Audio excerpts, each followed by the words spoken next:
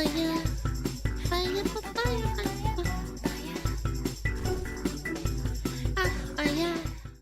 games just made AAA look pathetic again. Okay, Chad, how many of you guys have been playing indie games over AAA? Me! I'm guilty. In the last few weeks, 6 indie games have been released, all made by teams of 5 people or less, and combined they've sold over... Dude, Peak is so funny. I've been watching like a lot of like collabs, and it's so fun. I watched Queso, I watched Scurbs play with Spooky Loops, I forget who else played it recently, but yeah, it's like a lot of fun, and it's so quality too. The jank is so fun. 8 million copies, yeah, while Peak studios with Peak hundreds of developers, hundreds of millions in the game. bank are shutting down. These absolute lunatics are winning, and it's not even close. 2025 has proved something. When you make something genuinely new, oh my god, it's Ducks but with Tarkov. Genuinely weird, genuinely passionate. We notice 6 games, all completely my unique, favorite, all my from beloved. tiny teams willing to Mega try something Bonk. no one else would, and they're being rewarded for it because innovation beats budget, risk beats formula, fun beats focus groups. Gaming isn't broken, it's just happening somewhere else right now, and this year it's undeniable. Indie games are winning, so let's break down. This is that roguelike kind of like arcade you know those shooters with the ship, like back in the day? I remember seeing those in the arcade sometimes, but this is kind of like a roguelike. Down these 6 games and why they matter. Let's start with the most ridiculous one, RV There Yet. It's a co-op game where up to 4 players... And then all the people crying on Twitter calling this friend swap, and I'm like, okay, well, skill issue then. I don't know, maybe get friends. I hate that mentality. Like, oh, this is so low effort, and like it's just cashing in on the friend slop train. I'm like, so technically all games are fucking friend slop, because a lot of games like MMOs are really fun with friends, and they're not that fun when you're just playing by yourself. Like, I don't know, man. It's just kind of like a skill issue. Has tried to drive a falling apart RV out of Left 4 Dead is peak friend slop. It is, because you can still play it by yourself, but it's the most fun when it's with other friends that you like. Deadly Valley, kind of like Overcooked meets off-roading. You're steering, repairing, winching the vehicle up cliffs while everything explodes around you. And there's it's like physics-based chaos. Shit. 5 people made this. Veterans from Coffee Stain, The Goat Simulator. 5 people made this game, and it sold thousands of copies. 5 people. Studio, but still 5 people, and they built the game in 3 months. Started as a game jam prototype, they liked it, fleshed it out, shipped it. 3 months and they probably actually played it too. That's crazy. That's not a lot of game devs do that anymore. Concept to release. It cost just £6, sold 1.3 million copies, hit 100,000 concurrent players on Steam in its first weekend, and for context, that's more than most AAA games see at launch. And here's why it worked. They embraced the jank, like the RV's wonky controls, the physics glitches that send you flying. It's not a bug, it's a feature. They knew it, shipped it anyway, because the chaos was the point. Speed. People can forgive bad bugs and, you know, quote-unquote features if the game is actually fun itself. I know, mind-blowing realization right here.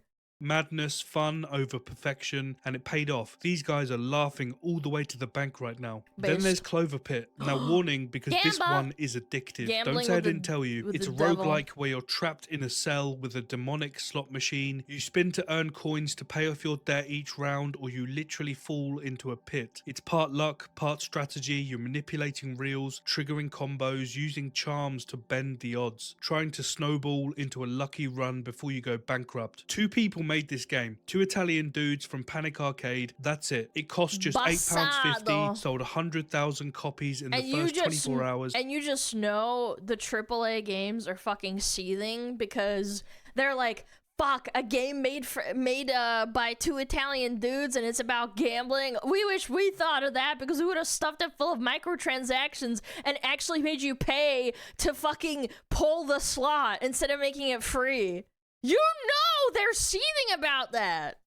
hit 500,000 sales in just 8 days, currently sitting at over Wow. 750,000 Wow. copies sold with a 90% positive rating That's on a Steam. lot of money, It just dude. takes slot machine mechanics and turns them into pure gameplay dopamine. No microtransactions, no real money, just the addiction of watching combos pop off and your numbers so go up. good. They made gambling fun instead of predatory, and we noticed. And a personal favorite of mine, Ball X Pit. This Ooh. one's properly mental. It's a roguelike that mashes together Breakout, Vampire Survivors, city building, and probably even more inspirations I've missed. You're batting magic balls up into hordes of enemies like a brick breaker. The balls ricochet and destroy things. You collect loot and power-ups, so and then by the end of satisfying. the run, the screen's filled with a ton of bouncing balls, obliterating everything. Between runs, you then switch into building a little city that unlocks permanent upgrades. It's multiple genres, one game, outrageously addictive, easy to pick up, satisfying to master, unique, addictive fun. And it was made by only one person, Kenny Sun, a solo developer. Terraria, freaking, what was the other one? Oh, God, my brain's not working today. Dude, Terraria,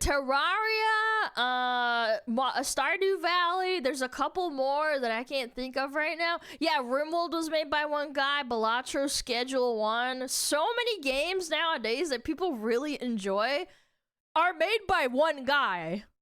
$12.99, sold 400,000 Some Australian guy copies made Schedule 1, man, because Australia's full of positive criminals. reviews on Steam almost immediately. Here's why it works. Kenny threw multiple genres together with zero compromises. Stupid chaos that somehow just makes sense. Most studios would have workshopped this to death. Is it a roguelike? Is it a city builder? Pick one. Workshopping things to death is so common nowadays. Like, we saw it with Diablo 4. Diablo 2 and 1 were made with people, I think less than 100 people, I want to say. Maybe even less than that.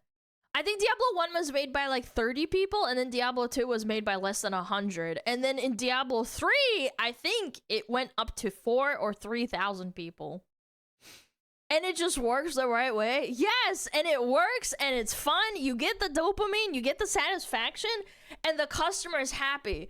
But for whatever reason, AAA doesn't understand that the more cooks you have in a kitchen, the more they add ingredients, and changing ingredients within the pot that you are making the game for makes it so difficult to, like, change the flavor of the game when it really needs it. For example, like with Diablo 4, there was 9,000 people that made the sound, the visual design, the music, the gameplay, the combat, the sound effects of, like, you know, different monsters, different characters, different weapons. And it gets overcooked, for lack of a better word, and it becomes this, like, amalgamation and mush of just bullshit. And hiring the wrong people as well. I would honestly argue the fact that Blizzard is owned now by Microsoft and Activision Blizzard has so many employees, they like to shuffle around people of different genres into making different games.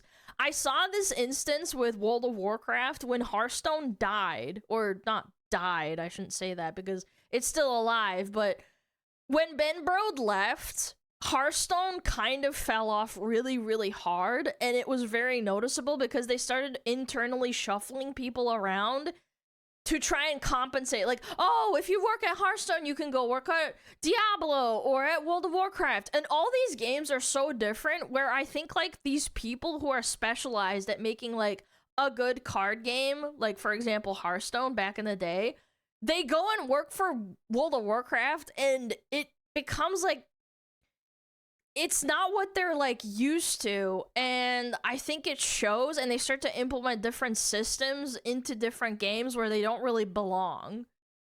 Like, Diablo 4 developers started working on World of Warcraft, and that's why you see, like, artifact power, you see Mythic Plus, dungeon loot systems. It's all RNG, and it's become really, really convoluted and complicated, and the amount of systems in the game have become so overwhelming that the player has started to notice, and people are quitting in droves because it's just become too much, man. He just made all of it, and the result is something you genuinely can't find anywhere else. Unique in the truest sense. Highly recommend. Escape from Duckov, ducks. Yeah, I heard about this. This is so cute. It's just Tarkov with fucking ducks, man. It's a It's top-down so extraction cute. shooter that just parodies Escape from Tarkov, a notoriously hardcore extraction shooter. You're literally a duck with a gun, scavenging loot, Love fighting that. hostile ducks and geese, I don't play trying to Tarkov, but I extract think this is alive cute. with your loot before time runs out. 5 people made this game. Team Soda, a small internal studio at Bilibili, the Chinese publisher, gave them the marketing muscle, but the actual dev team is tiny. It's a case of indie spirit with mid-tier backing. It cost just $16.99, sold 1 million copies in its first week, currently sitting people love Tarkov. At 3 million copies Especially sold Chinese. with 94% overwhelmingly positive reviews on Steam. It hit 300,000 peak concurrent players. And I'll be honest, this isn't really my kind of game, but here's what they did. And it's still different from Tarkov. Like, it has a different perspective, right? Like, it's different. So people can kind of, like, get a new flavor of what they're used to. They took Tarkov's hardcore extraction loop, tension, the depth, the loot systems, and made it PvE, solo-friendly, kept everything that makes the genre interesting, removed the toxic PvP grief. Everyone assumed it would just be a meme. My brother liked Tarkov, but he hated playing it. Like, at the end of the day, he hated playing it because of the amount of griefers. It looks like a meme, it smells like a meme, ducks with AKs, funny screenshots, move on. But it turns out it's a legitimately deep, polished shooter RPG that's less than, like, a McDonald's meal in some places. Your time, and the players rewarded that massively. Slots and Daggers is a new fantasy roguelike where your dungeon battles play out on a slot machine. You're venturing through floors, fighting goblins and ogres, but instead of choosing attacks from a menu, you pull a slot lever. The symbols that line up dictate what happens. Swords mean you attack, potions heal you, shields block, critical hits, stuff like that. But there's strategy. You can hold certain reels, equip charms that bias outcomes, essentially deck build your slot machine before each run. It's inspired by D&D clearly, but filtered through casino mechanics. One person made this, a solo German developer, 6 months of development. It costs £4 right now, only been out for 4 days, already sold 50,000 copies. And again, it's £4. That's like, what, $6? Even if you don't really like it that much and you only get like an hour or two of enjoyment, that's like way more worth it than most things in life right now. With 94% positive reviews on Steam. He just made one weird thing really well. Intentionally crude art style, proper hand-drawn, small scope but polished. No chasing scale or endless content, just a tight... And that's the other thing. I absolutely hate that we've taken away the social aspect of, like, multiplayer games. And multiplayer games now is all about logging in and spending, like, a good amount of time to just, like, fucking grind dailies. Like, dailies being introduced in TBC back in, like, 2007 or 8, that honestly kind of put the nail in the coffin for most games. You log in, do your dailies, go log in your other game. I remember, I can't remember who exactly it was, but one of my viewers 2 years ago was talking about how they have a list of games that they play gacha for because they don't have a lot of money. They do dailies and go down the list. Like, I did my Genshin dailies, I did my Honkai Star dailies, I did this daily, I did Zenless Zero. Like, they go down the list to, like, play these games. I'm like, this is kind of like a job, man. This isn't, like, a fun thing for you. And he's like, yeah, I kind of hate it. I really do.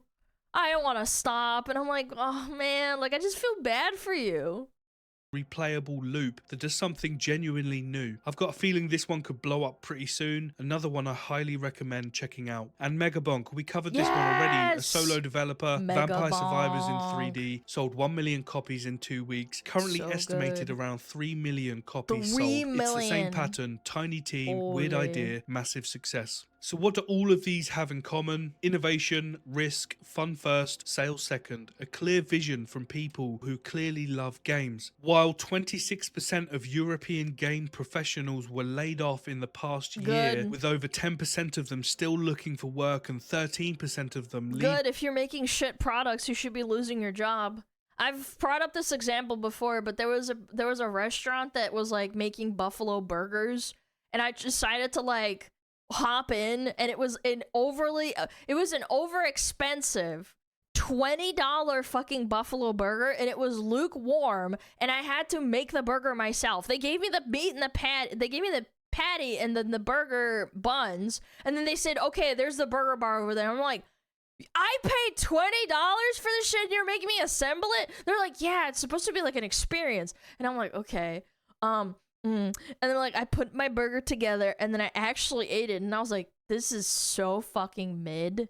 I'm actually gonna lose my mind. And then guess what? That business died within 3 months. We shouldn't be like gaslit as customers. Like if a restaurant is ass, or if a game is ass, or if a movie is ass, we shouldn't be gaslit by the people making the burger or making the game or making the movie into like making us buy the game or the movie. It doesn't mean anything. You make a bad product, people aren't gonna show up.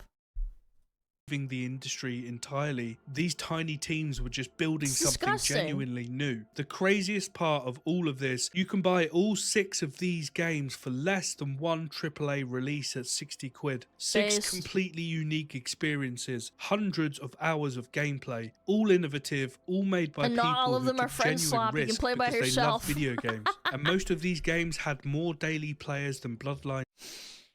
Oh, they massacred my boy. Oh. They massacred my boy.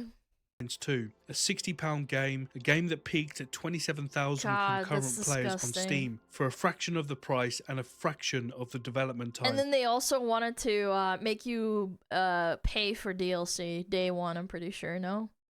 The pattern's clear, small teams moving fast, building what they actually want to play, no committees diluting the vision, no focus groups removing the weird bits, just here's an idea, let's make it, ship it, see what happens. And it's working, properly working. 2025 has truly proved something. Innovation beats budget, passion beats polish, fun beats everything. Gaming isn't broken, it's just happening somewhere else right now. In basements, spare bedrooms, small studios who still remember why they got into this industry in the first place. That's where all the innovation is happening right now, and if you can't see it by now, then you need to get your eyes checked. As always, thanks so much for watching, appreciate you. If you enjoyed the video, make sure to give it a like, drop a comment, and subscribe to the channel. There's plenty more where this came from. Thanks again, I'll see you in the next one. Games are supposed to be fun. Yup. Make them fun and the people will come. I hate the cope that these AAA companies and all the devs, we've seen it so many times. It's not just Concord. It's not just Final Fantasy XIV gaslighting their players about how bad the story is. The story's bad. I recently saw on Twitter one of the main story designers for Final Fantasy XIV got fired. It is so funny to me that she got fired.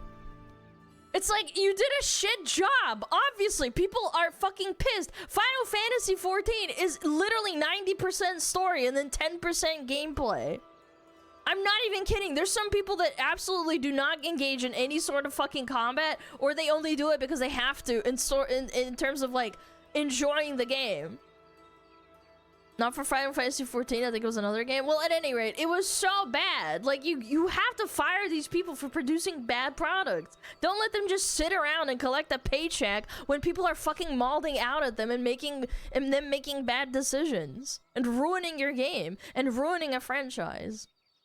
I hate it. I hate the mentality.